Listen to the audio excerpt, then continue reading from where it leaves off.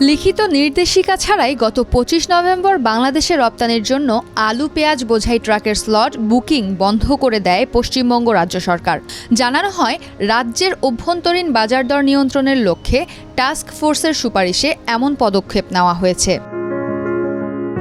রাজ্য সরকারের এমন পদক্ষেপে বিপাকে পড়েন সীমান্ত অঞ্চলের ব্যবসায়ীরা। অভিযোগ করেন, কেন্দ্রীয় সরকারের নির্দেশিকা ছাড়া এমন পদক্ষেপের কোনো সুযোগ নেই রাজ্য সরকারের হাতে।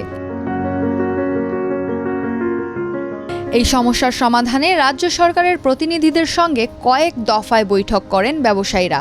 অবশেষে ২৮ নভেম্বর সকালে বাংলাদেশে আলু পেঁয়াজ রপ্তানির জন্য ট্রাক স্লট বুকিং চালু করে পশ্চিমবঙ্গ রাজ্য সরকার।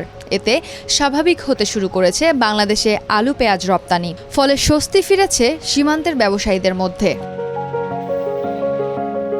বাংলাদেশে আলু পেঁয়াজ রপ্তানি শুরু হলেও পশ্চিমবঙ্গের প্রতিবেশী রাজ্যগুলোতে রপ্তানি বন্ধে কড়াকড়ি শুরু করেছে মমতা বন্দ্যোপাধ্যায় প্রশাসন।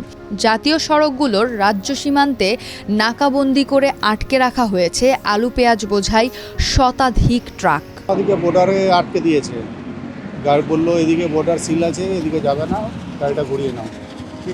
পুলিশে বললো, হ্যাঁ পুলিশ বললো তো আপনার গাড়ি এখানে রেস আমার দাঁড় করিয়ে রেখেছে, পেছনে আরও গাড়ি আছে।